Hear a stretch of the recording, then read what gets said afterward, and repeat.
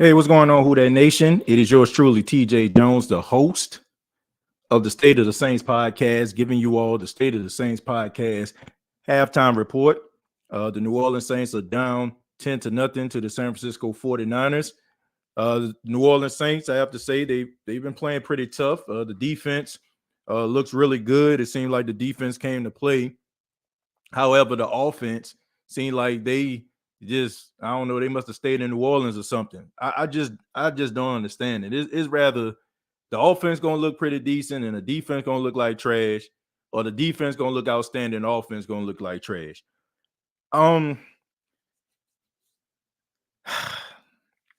I'm so frustrated at watching this game till it's absolutely ridiculous. Like I mean, I'm just absolutely frustrated. Like I know some people will probably think that I'm being critical, of Dennis Allen more so than I should be, but man, the dude is a freaking coward, man. Like the dude is a coward. This dude has like no dog in him. He has like no fight in him. He has nothing. And basically, this team is a reflection of him. So when we get mad at the team, it's kind of hard not to get mad at him. I mean, you had an opportunity. Andy Dalton scrambles for 9.5 yards. It is 4th and 1 on the 45-yard line.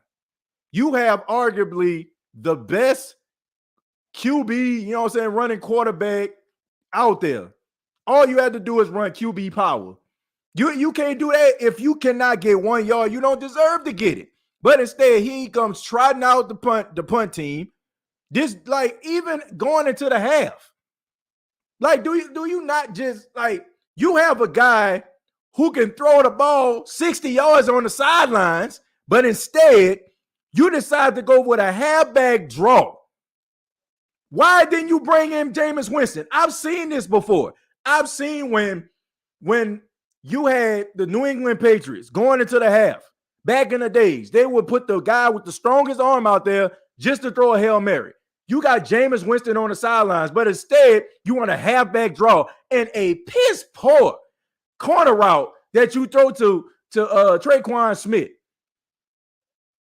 The dude is a coward.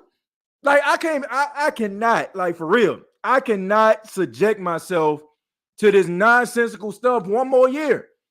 The reason why the Saints are in this predicament right now is because they're afraid to take risk. They're afraid to take risk. If a guy fumbles, they ain't going to go to him no more. Just go ahead and scratch that out. Throw that whole playbook away that's designed for that guy. If a guy drop a pass, now we ain't going to go his way no more. What the heck is going on here? This dude has no dog in him whatsoever. I don't care, the most bottom tier head coach would have went for it on 4th and 1. And I got to get on my boy Chris Olave. Hey, man, you the number one guy. You that dude. You the one that everybody is saying is supposed to be the future of this franchise. You got to catch the football, bro. You got to secure that catch. You had Jimmy Ward, like his back was to you. You got to come up with that catch. You got to catch that football, man. Straight up. And the defense, they've been playing outstanding. Chris Harris, get that bum off the team. Like, this dude is straight up getting smoked by a dude I ain't even ever heard of. This dude out here looking like T.O. out there getting roasted and toasted. Like, come on, man. Put Bradley Roby out there or something. And then you're gonna hit the dude late, which sets up a touchdown. I'm not even gonna talk about the Tyrann Mathieu play. That was just some luck. But this dude is out here getting posterized and murderized. I'm coming up with words to describe how this boy is getting misused and abused out there. Get this bum out of here, man. I don't know what Bradley Roby had, but I'm pretty sure Bradley Roby has what much better than what Chris Harris bumtail is doing. And I get it, right? I'm pretty sure Bradley Roby is probably playing in nickel because he's going up against George Kittle. I can understand that. But Chris Harris, that boy sucks. Like, for real, man. I understand he was an all-pro and all that, but this dude sucks. Like, man, wrap this dude up and, you know what I'm saying, and ship him back to where he came from. What I expect in the second half? Look, the defense has been playing great. Still feel like they need more pressure on Jimmy Garoppolo. Too much iffiness when it comes to getting pressure and not getting pressure. Dude has all day to really throw the football. You got to give credit to the secondary in some capacity. And like I said, man, they are like the reason why the Saints are losing this game, in my honest opinion, is because they have no dog in them whatsoever. And these dudes that are calling plays are just calling plays not to lose instead of winning a game. This is frustrating as a Saints fan. If the 49ers were just that much better than the Saints, I would have this halftime show and concede and say, hey, well, it's just not their day. But when you see this cowardice display of football, when you see how cowardice this is, this just frustrates you to the nth degree. I don't understand it. Like, I don't understand how anybody can watch this football team and see how it's managed and see the lack of dog that they have in them when it comes to offensive innovation and offensive play calling, when you parade or bring this dude back for a second year as a head coach. As a coordinator, he's great. This is not a surprise that the defense is playing well because he's a good coordinator. But on a 4th and 1, you needed half of a yard. You needed half of a yard. You got Taysom freaking Hill out there.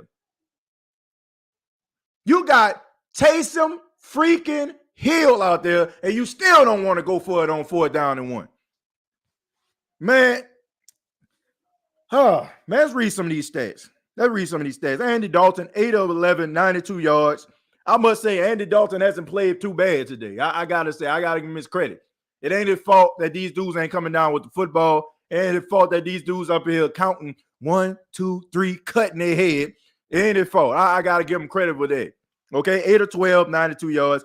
Taysom Hill should have had a pass to Chris Olave, which they called back.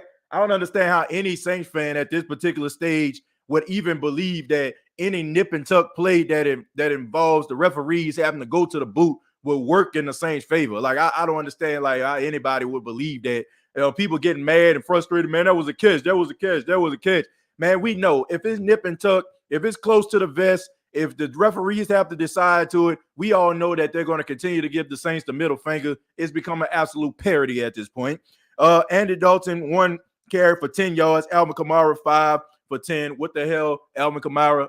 Like, you supposed to, you had this heartfelt speech in the locker room, rallying guys, and then you put the ball on the ground. But Taysom Hill, 1 carry for 4 yards. Mark Ingram, 2 carry for 3. Rashid Shaheed with a really good catch, 1 catch for 35. Adam Troutman, 1 catch for 17. Kamara, 2 catches for 14. Chris Olave, who should have had a couple catches, it's just my opinion. He has 2 catches for 11 yards, and Traquan Smith, 1 catch for 8 yards. You also have a guy who has a sack. Shy Tuttle has a sack. And also you have some guys that were getting pressure. I like the fact that they're running a little bit of base defense. They got Zach Bond rushing the quarterback. They had Caden Ellis rushing the quarterback. But, man, these are your New Orleans Saints, man. They give you so much pride one week and let you down the next. This game is not over yet, but if the Saints continue to be as conservative as they've been in the first half, we just going to punt it right here. We're going to play the long game. Then you're going to lose. It's just that simple.